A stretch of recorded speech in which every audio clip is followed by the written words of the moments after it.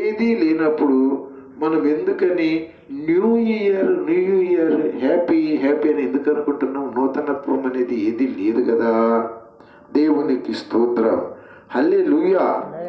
అయితే ఈ శుభాకాంక్షలు ఎందుకు చెప్పుకుంటున్నామంటే వినండి, జాగ్రత్తగా వినండి. ఈ సూర్యుని క్రింద నూతనత్వం ఏమి లేదు, కానీ నీతి సూర్యుడైన యేసుక్రీస్తు కింద మాత్రం ఖచ్చితంగా నూతనత్వం ఉంది, జీవం ఉన్నది. ఈ రెండు ఉంటాయి యేసయ్య క్రింద.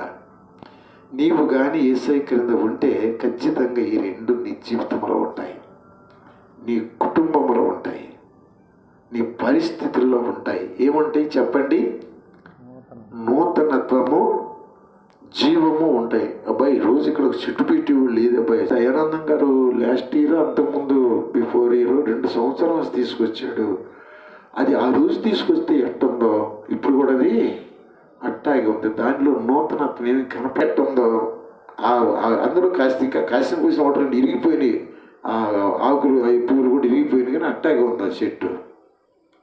కానండి అక్కడ పెట్టిన చర్చి ముందు పెట్టిన కొబ్బరి చెట్టు ఉంది చూశారు, తీసేసినట్టున్నారు కదా ఇప్పుడు. అది మాత్రము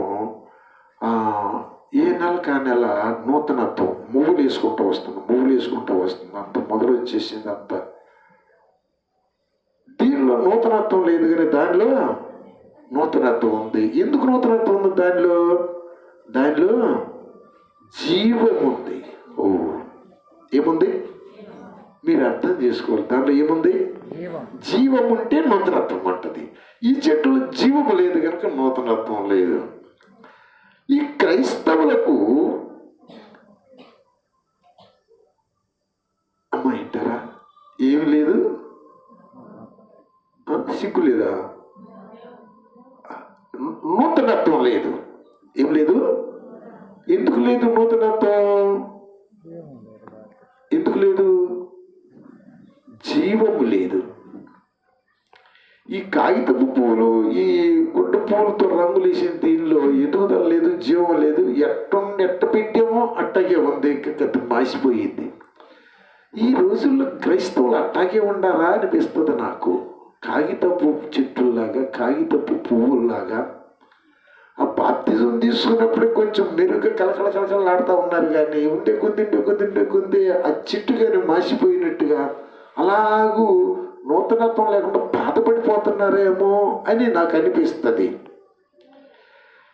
సూర్యుని కింద అయితే నూతనత్వం లేదు కానండి, నీతి సూర్యుడైనటువంటి యేసుక్రీస్తు వారిని నమ్మినటువంటి ప్రతి క్రైస్తవ బిడ్డలో కూడా నూతనత్వం కనపడాలి, జీవము కనపడాలి.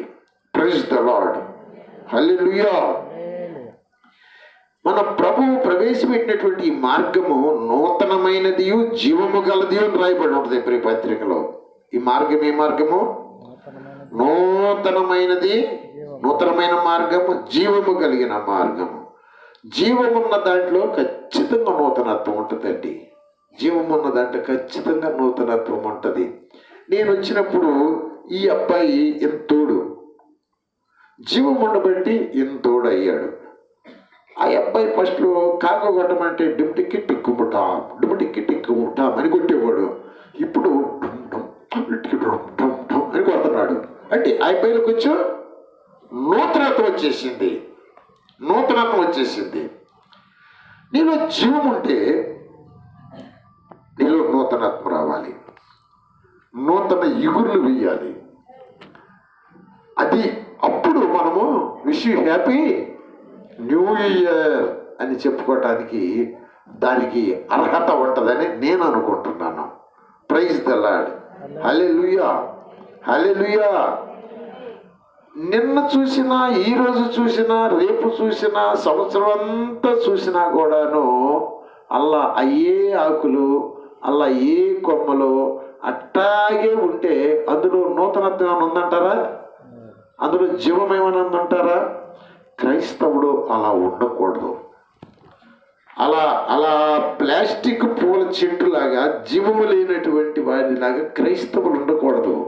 ఎందుకంటే ఈ మార్గం అనేది జీవము కలిగినది, నూతనమైనది. ఈ రెండు మాటలను మీరు గట్టిగా గుర్తు పెట్టుకోవాలని నేను మీకు మనవి చేస్తూ ఉన్నాను. హల్లెలూయా, హల్లెలూయా. కనుక దేవుని పిల్లలమైన మనము ఈ సూర్యుని కింద ఉన్నవారు మాత్రమే కాదు సుమా, ఈ సూర్యుని క్రిందే ఉన్నవారిమైతే మనలో జీవం ఉండదు, నూతనత్వం ఉండదు.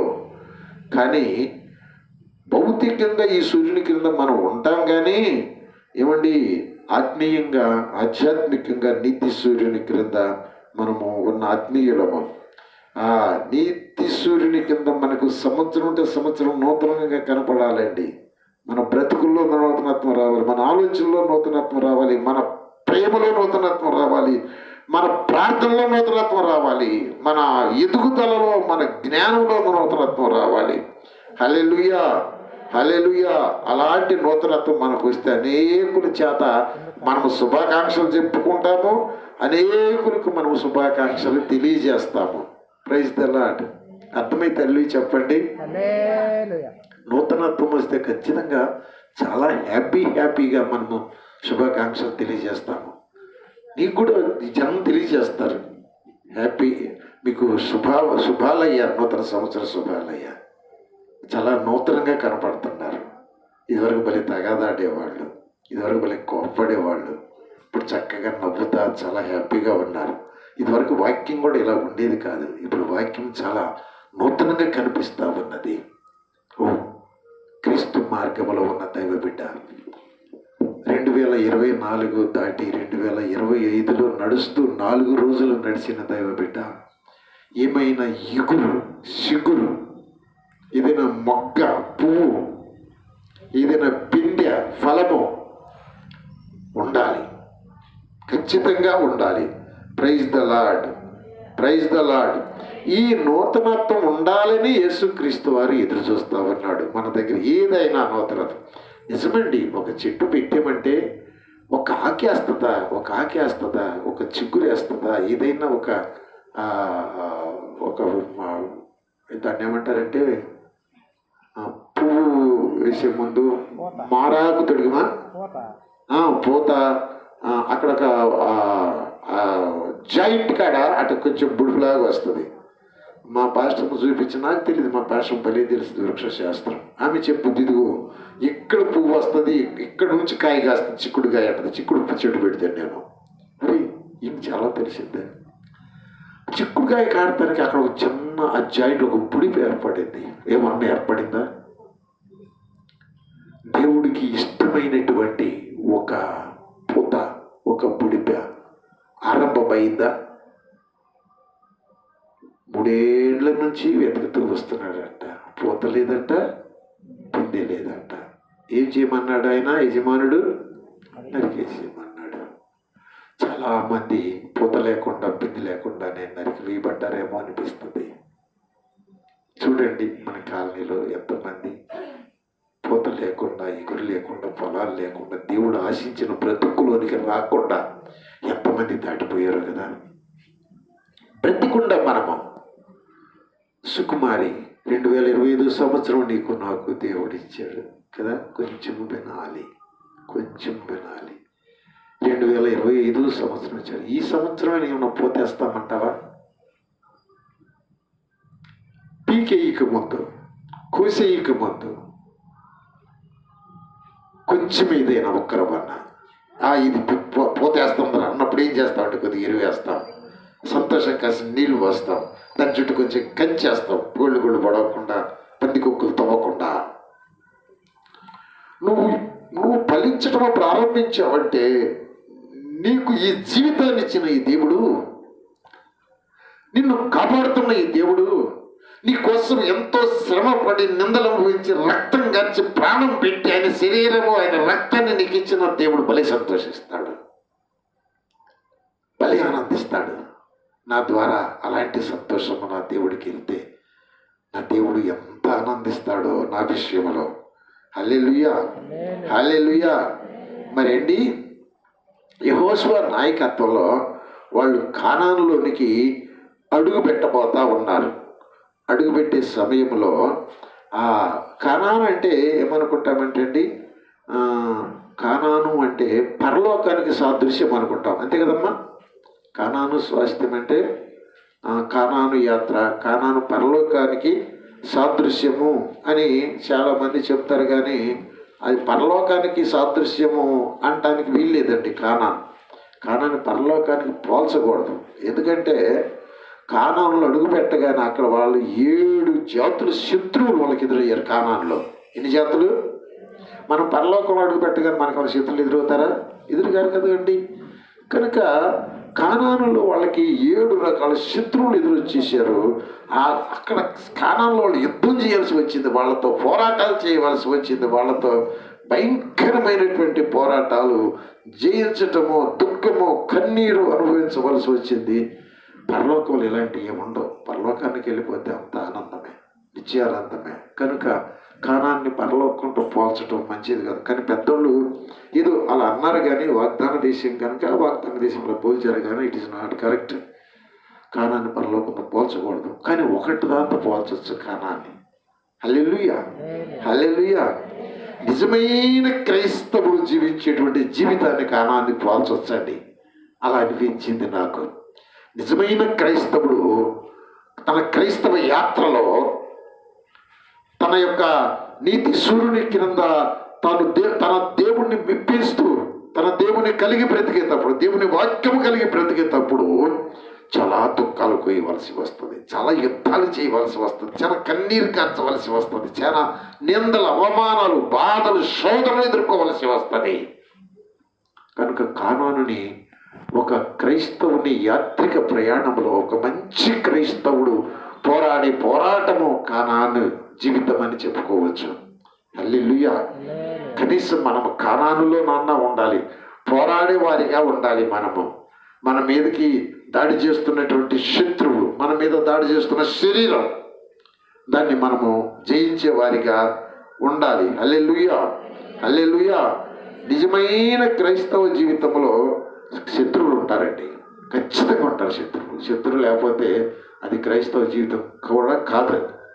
నీకు ఖచ్చితంగా శత్రువులు, పోరాటాలు, శోధనలు, శ్రమలు, నిందలు, బాధలు, తిట్లు, దెబ్బలు, తిరస్కారాలు, ఇవన్నీ కూడాను ఈ కానానులో నీకు ఉంటాయి. Praise the Lord. Hallelujah, hallelujah. 2024ను వదిలిపెట్టి 4 రోజులు అయిపోయింది. 2025లో మనం ప్రయాణం చేస్తూ ఉన్నాము. నిజమైన క్రైస్తవ జీవితం జీవించాలి. ఆ నిజమైన క్రైస్తవ జీవితంలో ఉన్నటువంటి ఆశీర్వాదాలను మనం సొంతం చేసుకోవాలి. హల్లెలూయా. అలా సొంతం చేసుకోవాలనుకుంటే ప్రభు ఇచ్చేటువంటి నూతనమైనది ఏదైనా మనము పొందుకోగలగాలండి. నూతనత్వం. ఒక్కసారి మిమ్మల్ని మీరు పరీక్షించుకోండి. ఏమైనా నూతనత్వం ఏమైనా మనలో కనపడిద్దా? ఈ న్యూ ఇయర్ సందర్భంగా, ఈ 2025 సంవత్సరం సందర్భంగా ఒక్కసారి నన్ను నా గుండె మీద నేను చేసుకొని, ప్రభువా నాలో ఏమన్నా నా ప్రభువుకి ఇష్టమైనటువంటిది ఏదైనా నేను ఎదిగేనా? నేనేమన్నా సరి చేసుకోగలిగానా? నా శత్రువును ప్రేమించగలిగానా? పిచ్చి పిల్లల్లాగా, అమాయకుల్లాగా ఏవేవో మాట్లాడుతూ ఉంటే, ప్రభువా తల్లి తన బిడ్డను ఊరి పిచ్చి బిడ్డ, పిచ్చిన కొడుక, బంగారు కొండ అని ప్రేమించగలిగినటువంటి ఆ ప్రేమ ఎదుగుదలలోనికి నేనేమన్నా వచ్చానా? ఈ 2025వ సంవత్సరంలో ఈ మొట్టమొదటి విశ్రాంతి దినమున నూతనత్వం అనేది దేవుడు మెచ్చే నూతనత్వం, మెచ్చి నీకు ఇచ్చేటువంటి ఒక వరము, ఒక వాగ్దానముకు సంబంధించిన ఆ నూతనత్వంలో ఏమన్నా ఎదిగామా? ఎదగకపోతే ఖచ్చితంగా ఎదగటానికి ఒక తీర్మానం తీసుకోవలసిన శనివారం అనేది మీకు జ్ఞాపకం చేస్తున్నాను. ఇప్పుడైనా ఇక నుంచి నేను మారాకు వేయాలి, ఇక నుంచి నేను మొగ్గ తోడగాలి, ఇక నుంచి ప్రేమ, సంతోషము, సమాధానమైన ఫలాలు నేను ఫలించాలి. పిచ్చి ఫలాలు కాదు, కారు ఫలాలు కాదు, చేదు ఫలాలు కాదు, నా దేవుడు అసహించుకునే ఫలాలు కాదు, నా దేవుడు కొట్టివేసే ఫలాలు కాదు, మంచి ఫలాలు, నా దేవుడికి ఇష్టమైన మధురమైన ఫలాలు. అలా ఫలించడానికి మనము సిద్ధపడదాం. Praise the Lord. హల్లెలూయా. సరే, ఇక్కడ కానాను దగ్గరికి వీరు వచ్చారండి. ఈ కానాను ఒడ్డు నుంచునేసరికి ఆ యోర్దాను నది అడ్డం వచ్చింది. యోర్దాను నదిని వారు దాటక ముందు ఇక్కడ చూడండి 7వ వచనం ఒకసారి సహాయం చేయ తల్లి. ఆయన వారికి ప్రతిగా పుట్టించిన వారి కుమారులు సున్నతి పొంది ఉండలేదు గనక వారికి సున్నతి చేయించను, ఎలయనగా మార్గమున వారికి సున్నతి జరగలేదు. ఇక్కడ మీతో ఒక మాట చెప్తాను, నేను జాగ్రత్తగా వినండి. సున్నతి పొందిన వారికి కానాను స్వాస్థ్యం ఇస్తానన్నాడా? సున్నతి పొందని వారికి కానాను స్వాస్థ్యం ఇస్తానన్నాడా దేవుడు? మాట్లాడండి. సున్నతి పొందిన వారు దేవుని పిల్లలా, సున్నతి పొందని వారు దేవుని పిల్లలా? కదా. సున్నతి అనేది ఇజ్రాయేలీలకి దేవునికి ఉన్నటువంటి ఆ నిబంధన, అది నిబంధన అండి. చూడండి ఒకసారి ఆదికాండము 17వ అధ్యాయము 26, 27 వచనాలు మౌత్ తీసుకొని త్వరగా సహాయం చేయండి. ఆదికాండము 17వ అధ్యాయము 26, 27 వచనాలు. ఒక్క దినమందే అబ్రహామును అతని కుమారుడైన ఇష్మాయేలును సున్నతి పొందిరి. అతని ఇంట పుట్టిన వారును అన్యుని యొద్ద వెండితో కొనబడిన వారును అతని ఇంటిలోని పురుషులందరూ కూడా సున్నతి పొందిరి. Praise the Lord. దేవుడు అబ్రహాంతో చెప్పాడండి, నీ ఇంటిలో ఉన్నవారు, నీ వెండితో కొన్నవారు అందరూ కూడా సున్నతి పొందాలి. ఎవరు సున్నతి పొందరో వారికి నాకు ఎటువంటి సంబంధం లేదన్నాడండి దేవుడు. హల్లెలూయా. అమ్మా, నిజంగా చెప్తున్నాను మీకు, బాప్తిజం పొందితే మీరు చాలా ధన్యులండి.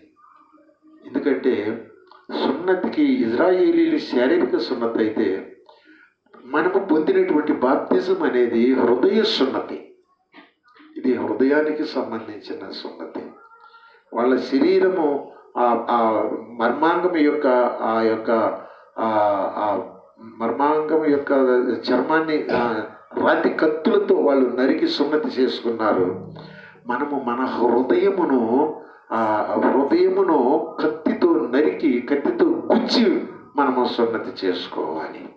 హల్లెలూయా, హల్లెలూయా. కనుక ఈ సున్నతి అనేది ఇజ్రాయేలీలకి నిబంధన అండి. చూడండి ఆదికాండము 17:12 కూడా ఒకసారి సహాయం చేయడం తల్లి. ఆదికాండము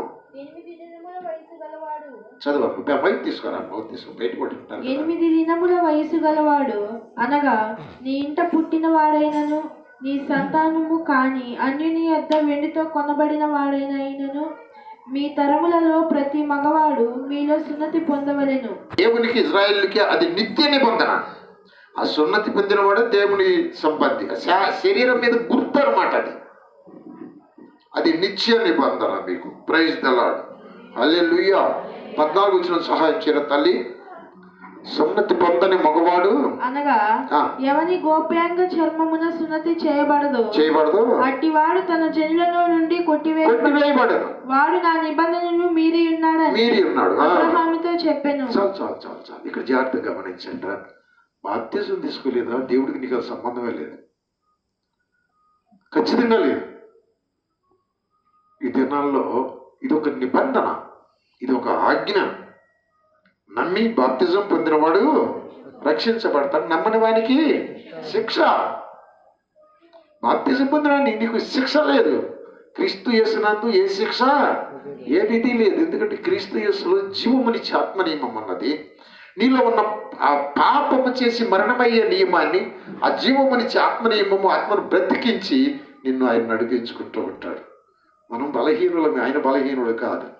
మనలో పాప నియమం ఉంది, ఆయనలో ఆత్మ నియమం ఉన్నది. ఆయనలో పాప నియమం లేదు. ఆయనతో బాప్తిజంలో నువ్వు మమేకమైనప్పుడు, క్రీస్తు యేసులోనికి బాప్తిజం పొందిన మీరందరూ ఆయన మరణంలోనికి బాప్తిజం పొందారు కదా. నీ ఆత్మ యేసయ్య ఆత్మ రెండు మమేకమైనప్పుడు ఆ ఆత్మ నిన్ను బలపరుచుకొని నడిపిస్తుంది. ఆ ఆత్మ నీ కోసం ప్రార్థన చేస్తుంది. నీ చచ్చినప్పుడు సమాధిలో నుండి నీ ఆత్మను నిన్ను లేపి మహిమ శరీరము తొడిగి శుద్ధపరిచి తీసుకెళ్ళేది ఆ బాప్తిజంలో నువ్వు పొందినటువంటి మహిమాన్వితమైన కార్యమండి అది. ఈ విలువలు గ్రహించక మనము నూతనత్వం పొందలేకపోతున్నాం. No happy new year in my life.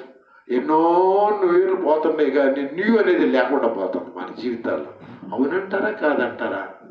లేదయ్యా చాలా న్యూ ఉన్నది నాలన్నా వాళ్ళు ఒకసారి వెళ్ళి చెప్పండి, నాకు భలే సంతోషం వేస్తుంది. న్యూ ఏమన్నా ఉందా?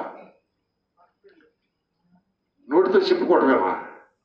విష్ హ్యాపీ న్యూ ఇయర్ అన్నా, అక్క wish happy new year, laddu తిను. ఏది ఏది న్యూ, ఏది హ్యాపీ, ఏది జీవం, ఏది ఎదుగుదల, ఏది? కనుక ఈ ఈ సున్నతి అనేది చాలా శ్రేష్టమైనది. ఈ సున్నతి ఆ దినాల్లో సున్నతి రాతి కత్తులతో చేశారు, కానీ ఈ దినాల్లో సున్నతి ఎలా చేస్తారో నేను మీకు చెప్తాను. వీరెక్కి మరియమ్మ జాగ్రత్తగా వినాలని మనం చేస్తుంటారు. వీరెక్కి మరియమ్మ చదువుతూ మౌతిస్తే ఒకసారి ద్వితీయోపదేశం పరమ దేవుడను పరమ ప్రభువైన ఉన్నాడు. చాలరా. కాబట్టి మీరు క్రైస్తవులు కాబట్టి, మీరు క్రీస్తు మార్గం ఉన్నారు కాబట్టి, మీరు క్రీస్తు రూపము చెందాల్సిన బిడ్డలు కాబట్టి, క్రీస్తు మిమ్మల్ని కొన్నాడు కాబట్టి, మీ కొరకు ఆయన రక్తం, ఆయన శరీరం ఇచ్చాడు కాబట్టి, ఆయన ఆత్మ మీలోనికి పంపాడు కాబట్టి, ఇన్ని కాబట్లు ఉన్నాయి కాబట్టి, సున్నతి లేని మీ హృదయాలకు, అమ్మా అందరు చెప్పండి, సున్నతి లేని అనండి, సున్నతి లేని నా హృదయానికి సున్నతి చేసుకొని ఇక మీదట ముష్కరులము కాక దేవుని పిల్లలై 2025వ సంవత్సరంలో సిగురేసి మొగ్గేసి పూసి ఫలాలతో నిండి యుద్ధముగా హల్లెలూయా. మీరు చెప్పదు